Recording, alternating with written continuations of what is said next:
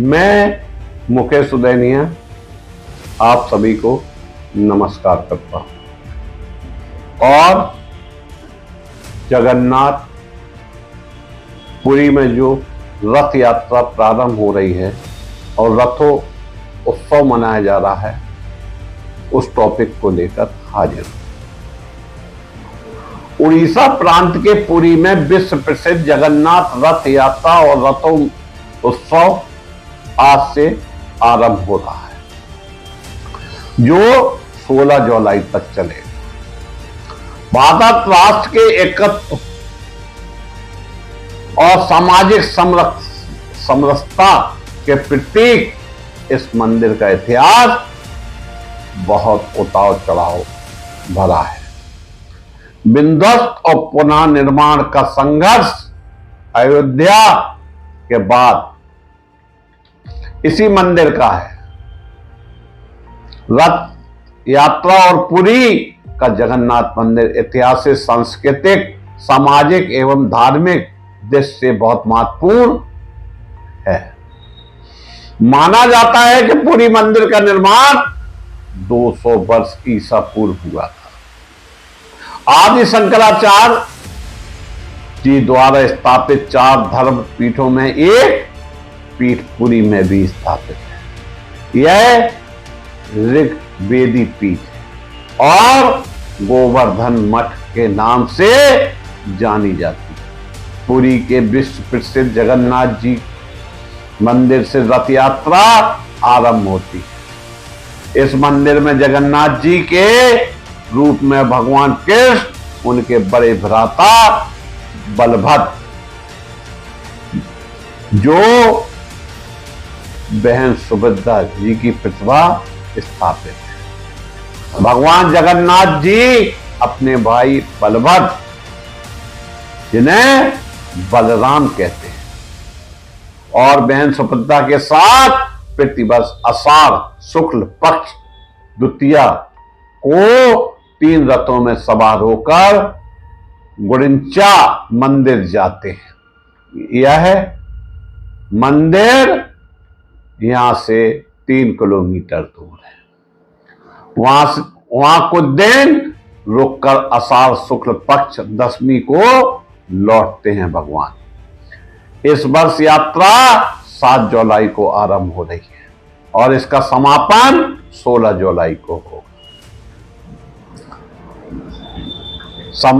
समानता यह रथ 15 दिन की होती है, लेकिन इस वर्ष तिथियों में कुछ परिवर्तन है, इस कारण 2 दिन कम रहेंगे। भगवान यात्रा के लिए भगवान जगन्नाथ जी नंदी कोष नामक रथ में विराजमान होंगे और उनकी ध्वजा का नाम तो लोक मोहिनी है। इस रथ का रंग हल्का लाल पीला होता है। इसमें 16 पहिए होते हैं। रथ की ऊंचाई 44.2 फीट होती है। बलभद्र जी के रथ की ध्वजा ताल ध्वज है। इस रथ की ऊंचाई 43.2 फीट होती है। इसमें 14 पहिए होते हैं। सुभद्रा जी का रथ 42 फीट ऊंचा होता है। इस रथ की ध्वजा का नाम दर्प दलन है।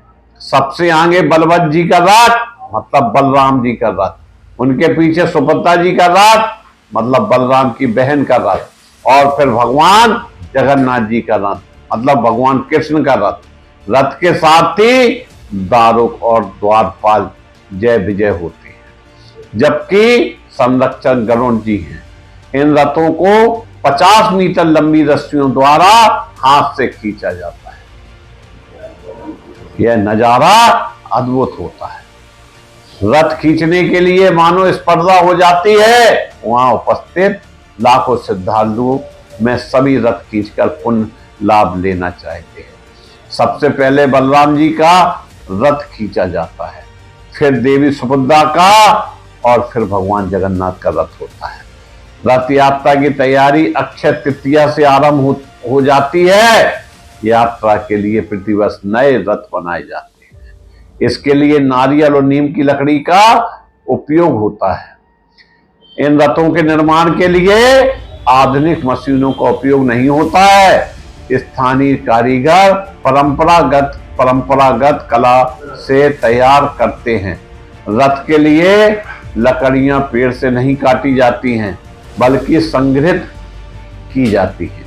यात्रा आरंभ होने से पहले राजा रथ के आगे झाड़ लगाते हैं।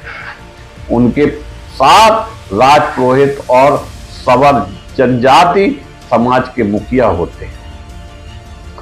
पौराणिक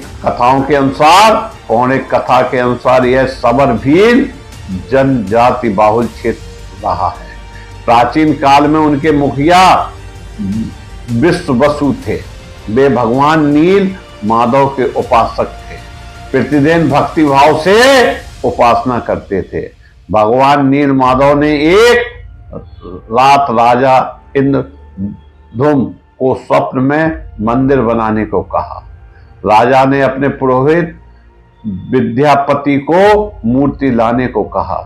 पुरोहित विद्यापति ने सवर जाति के मुखिया विश्व वसु की पुत्री से विवाह कर लिया। परिवार का विश्वास जीतकर मूर्ति ले जाकर राजा को दे दी। भगवान की मूर्ति चोरी हो जाने से विश्व वसु बहुत दुखी हुआ और उसने अन्न त्याग दिया। भगवान स्वयं चलकर वापस आ गए। तब भगवान जी ने राजा को दोबारा स्वप्न दिया और समुद्र में द्वारका से बहकर आने वाली लकड़ी से बनवाने को कहा। उन्होंने पुरी के समंदर लकड़ी संग्रहित की और विश्वकर्मा जी स्वयं मूर्ति बनाने आए। वे द्वार बंद करके मूर्ति बनाने लगे। उन्हें 21 दिन तक कार्य किया और अंतर्ध्यान हो गए। तब से मूर्तियां उसी रूप में स्थापित कर दी गई। यह है भगवान जगन्नाथ की लीला। रथ यात्रा से पूर्व भगवान जगन्नाथ जी 15 दिन अज्ञातवास में रहते हैं। यह माना जाता है कि वे अस्वस्थ हो गए थे और उपचार करा रहे थे। स्वस्थ होकर ही भगवान जगन्नाथ जी यात्रा पर निकलते हैं। यह यात्रा में सहभागी होने के लिए देश विदेश से लाखों लोग एकत्रित होते हैं।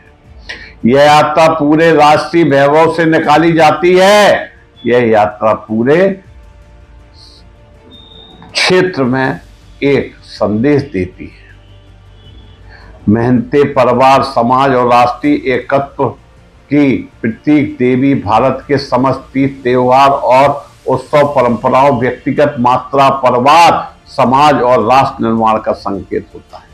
पुरी में आयोजित भगवान जगन्नाथ जी की रथ यात्रा में भी यही संदेश दिया जाता है। पुरी के राजा, पुरोहित और सवर जनजाति समाज के लिए लोग इस यात्रा का शुभारंभ करते हैं। राजा स्वयं रथ के आगे झाड़ लगाते हैं।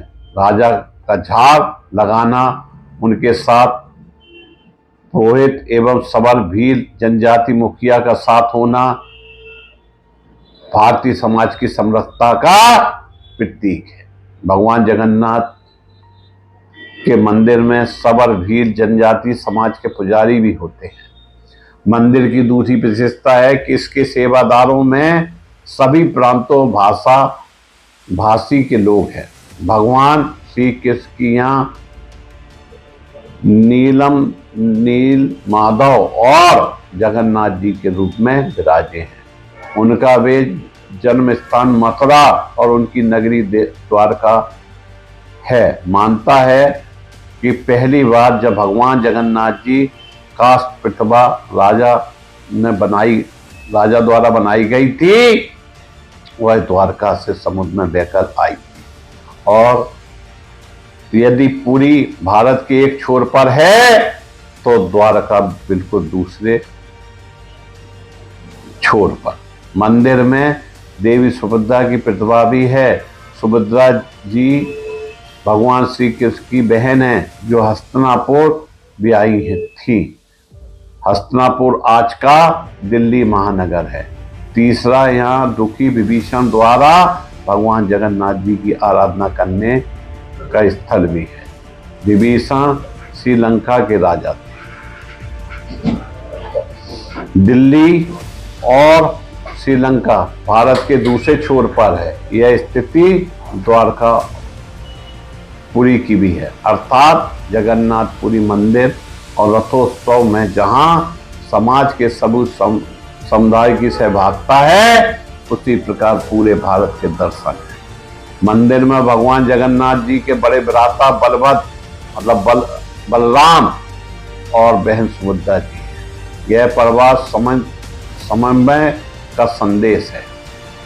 इस रथ महोत्सव के लिए रथों का निर्माण केवल लकड़ी से होता है, धातु का कोई प्रयोग नहीं होता है। लेकिन यह लकड़ी पेड़ों को काटकर नहीं जुटाई जाती है, पेड़ों से सुखाकर जो स्वयं गिरती है अर्थात समुद्र में बहकर आती है, उस लकड़ी का प्रयोग होता है। यह पर्यावरण की सुरक्षा का अद्भुत संदेश है। रथ बनाने के लिए मशीनों का उपयोग बिल्कुल नहीं होता है। स्थलीय कारीगर और कलाकार लोग कला के आधार पर बनाते हैं। यह भारतीय लोक परंपरा को संजीव रखने का प्रयास है। विध्वंस और पुनः निर्माण का इतिहास, मंदिर का जो इतिहास है, इस पर हमलों और इसके विध्वंस इतिहास भी बहुत लंबा है। संभवतः अयोध्या में विध्वंस और पुनः निर्माण के संघर्ष के बाद दूसरा बड़ा संघर्ष पुरी में हुआ। भगवान जगन्नाथ मंदिर का पहला हमला 1340 में हुआ।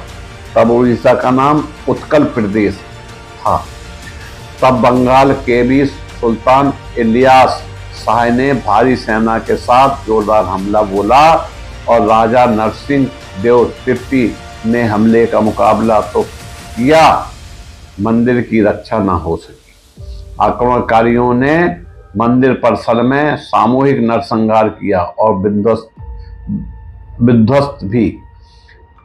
राजा नरसिंह देव और पुरोहित ने जगन्नाथ जी की मूर्ति को छुपा दिया था, इसलिए मूर्तियां सुरक्षित रहीं। लूटपाट करके हमलावरों के लौट जाने के बाद मंदिर का जीर्णोद्धार हुआ और मूर्तियां पुनः प्रतिष्ठित कर दी गई।